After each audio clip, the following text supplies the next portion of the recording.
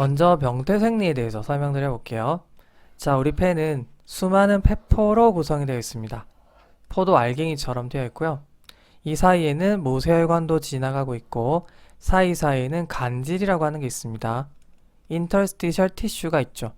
자, 이 간질에는 여러분들이 많이 들어보시는 파이브로블라스트 있죠. 섬유 아세포들이 이렇게 있습니다.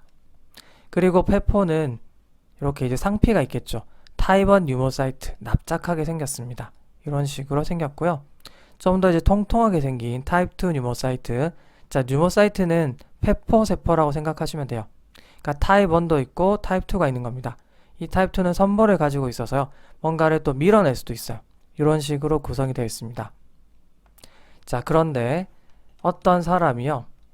폐포에 손상을 입는 겁니다. 이거는 누구나 가능하겠죠. 살다 보면은 폐포에 손상을 입을 수가 있습니다. 일단 담배 연기 아니면 미세먼지 같은 거 있죠. 분진 같은 거 아니면 세균이나 바이러스에 감염이 되었다. 아니면 위식도, 산이 역류가 되는 겁니다. 그래서 폐로 넘어와서 폐포를 손상시킬 수도 있겠죠. 자, 일단 손상을 입게 되면요. 우리 몸은 당연히 재생을 시켜야 됩니다. 재생 과정에서는 자, 성장인자가 분비가 되겠죠. 자, 여러 가지 성장인자가 분비가 되는데요. 대표적으로 타입 1 뉴모사이트에서요. TGF 베타라고 하는 게 분비가 됩니다. 그리고 이 TGF 베타는요. 옆에 있는 타입 2 뉴모사이트를 또 영향을 줘서요. 얘가 또 옆에 있는 간질 쪽에 파이브로블라스트를 자극해서 증식을 시킵니다. 그 과정에서요. 이 파이브로블라스트는 마이어 파이브로블라스트가 됩니다. 우리말로는 근섬유아세포가 되는데요.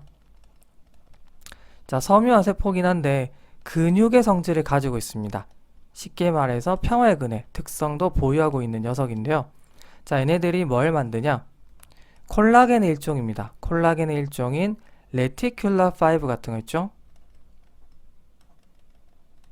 그리고 우리 폐에 탄성력을 부여해주는 엘라스틴 같은 섬유를 만들어냅니다.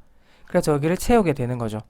손상을 입은 만큼 채우게 되면서 자, 충분하게 만들었다. 그러면 이렇게 마구마구 증식된 근섬유아세포들은요. 세포 사멸이 되면서 다시 정상으로 돌아옵니다. 그래서 이제 일정한 두께를 유지하게 되는데요. 자, 그런데 이런 재생 과정에서 문제가 발생할 경우에 이게 이제 섬유화가 진행이 될 수 있습니다. 이 섬유화라고 하는 건요. 결국 이런 엘라스틴이나 콜라겐이랑 상관이 있습니다. 이게 지나치게 많이 쌓이게 되면요. 섬유화가 진행이 될 수가 있는 것이죠. 그러면 어떤 사람한테서 이런 일이 발생할 수 있는가? 자, 고령이 가장 큰 위험인자라고 알려져 있습니다. 그리고 여성보다는 남성이고요. 그리고 이제 유전적인 어떤 취약성을 가지고 있는 사람, 선행요인을 가지고 있는 사람이 반복적으로 계속해서 산피가 손상이 되는 겁니다. 이런 원인들에 노출이 되는 거죠. 그러다 보면은 결국 이 과정에서 오류가 생기는 거죠. 유전적인 이상이 생길 수가 있는데요. 우리가 후천적인 유전적 이상이라고 하겠죠. 우리가 태어나고 나서 후천적으로 발생한 유전적 이상이기 때문인데요. 대표적으로 텔로미어라든지 또는 미토콘드리아 같이 우리 세포 대사랑 관련이 있는 그런 이제 유전자에서 이상이 생긴다라고 알려져 있습니다. 자, 결국 이런 비정상적인 상처 회복 과정, 이런 근섬유화 세포들이 지나치게 증식을 하는 겁니다. 그러니까 이런 이제 콜라겐들이 간질에 쌓이게 되면서 결국 두꺼워지게 되겠죠. 자, 일단은 이게 이제 딱딱해질 겁니다. 콜라겐들이 지나치게 쌓이게 되면요. 섬유화가 진행이 되는데요. 우리가 공기를 폐 안에 넣고 싶어도 폐포가 확장이 안 되겠죠. 딱딱해지니까요. 유순도를 잃어가니까 결국에는 자, 호흡이 잘 안 되겠죠. 거기다가 자, 이게 이제 모세혈관이죠. 모세혈관과 이 폐포 사이에 있는 게 바로 간질인데 이 간질이 두꺼워지게 되면요. 기체 교환의 거리가 굉장히 멀어집니다. O2는 모세혈관으로 가고 CO2는 다시 밖으로 내보내줘야 되는데 이게 굉장히 힘들어지겠죠. 거리 자체가 멀어지니까. 그래서 여러모로 호흡 곤란이 발생하는 겁니다. 자, 우리가 이런 이제 폐 질환을 뭐라고 하죠? 제한성이라고 하죠. 일단 공기 자체가 안으로 잘 못 들어와요.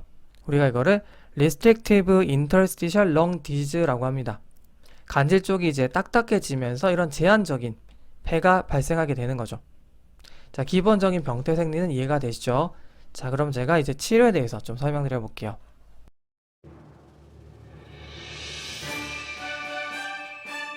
IPF의 치료 과정에 대해서 설명드려 볼게요. 자, 기본적으로는요, 저산소증이 당연히 동반이 될 수가 있겠죠. 기체교환이 잘 안 되니까요. 그래서 저산소증이 있는 사람은 산소 공급을 해주고, 일단 모든 환자는 호흡 재활 대상입니다. 그리고 약물을 쓸 수가 있는데요. 2014년에 획기적으로 등장한 약물이 바로 퍼페니돈과 닌테다닙입니다. 자, 여기에 대해서는 제가 뒤에서 설명드릴 텐데요. 이게 나오기 전에는 질병의 경과를 바꾸는 입증된 약물이 없었습니다. 굉장히 난감했죠. 다행히도 자, 이거는 안타깝게도 완전히 질병을 치료하는 약제는 아닙니다. 감소를 늦추는 약물이거든요. 만약에 이제 폐기능이 이렇게 나빠진다라고 한다면 이런 약물을 통해서 이게 이제 느려진 거죠. 결국 이렇게 가다가 굉장히 이제 악화가 됐다.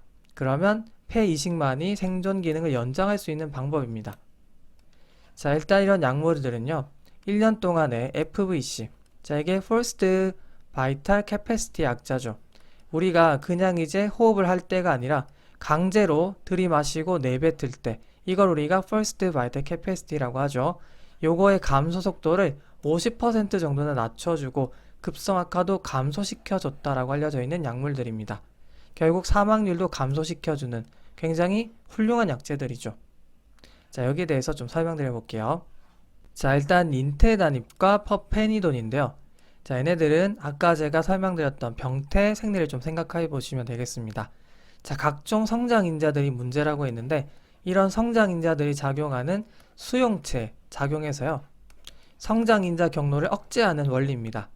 자, 정확하게는 타이로신 카이네즈 이니비터의 역할을 하게 되는데 타이로신 카이네즈를 통해서 성장인자들이 액티베이션이 되는데 결국 이런 패스웨이를 억제한다라고 생각하시면 돼요. 그리고 퍼페니돈은요. 콜라겐을 합성하거나 이런 이제 성장인자들 역시나 막는 겁니다. 결국 섬유아세포의 증식을 억제하는 그런 용도로 사용하게 되면서 항염증 효과나 또 섬유화를 방해하는 작용을 한다라고 생각하시면 돼요. 이 약물이 바로 우리나라 급여 적용 대상입니다. 퍼페니돈 알고 있어야 되겠죠. 대부분의 환자가 사용을 하고 있고요. 자, 이제 점점 용량을 늘립니다. 2주 간격으로 이렇게 이제 용량을 늘려가는 것이죠. 자, 그런데 부작용이 있습니다. 어떤 부작용이 있느냐? 퍼페니돈을 위주로 쓰여져 있는 겁니다. 자, 일단 식욕 감소, 위압감 등을 유발할 수가 있고요. 소화기계 부작용, 구역구토 소화불량 뿐만 아니라 간독성 가능성이 있어서 우리가 간 기능 검사를 추적 관찰해 봐야 됩니다. 그리고 광감인성과 발진을 유발할 수가 있거든요. 그래서 기본적으로 자외선 차단제나 노출 차단을 교육해 주셔야 됩니다. 그리고 치료 시작 시점에 대한 논란이 조금 있는데요. 자, 이게 항섬유제죠. 항섬유제가 일단 경과를 조금 이제 늦춰주는 효과가 있기 때문에 증상이 없더라도 무조건 조기에 치료를 해야 된다라고 주장하는 의사분들도 있는데, 자, 보통 고령인 환자들이 이런 폐섬유화증이 생긴다라고 했죠. 자, 고령인 환자가 이런 퍼페니돈을 계속 먹다가 위장관 부작용이나 식욕 저하 때문에 결국 전신 상태 악화가 유발이 될 수가 있는 거죠. 그러면 오히려 환자에게도 안 좋은 영향을 끼칠 수가 있기 때문에 이거를 충분히 고려해야 됩니다. 무조건 퍼페니돈을 때려주는 게 아니라요. 이런 이제 환자의 상태를 파악해서 그리고 환자분마다 질환의 진행 속도가 다르기 때문에 자, 이런 것들을 고려해서 면밀하게 팔로우업 하다가 이때부터 시작해야 되겠다라고 하는 결정을 내릴 수가 있는데 무엇보다 의사분의 어떤 경험이 굉장히 중요하겠다라고 할 수가 있겠습니다. 자, 오늘은 여기서 마무리할게요. 수고 많으셨습니다.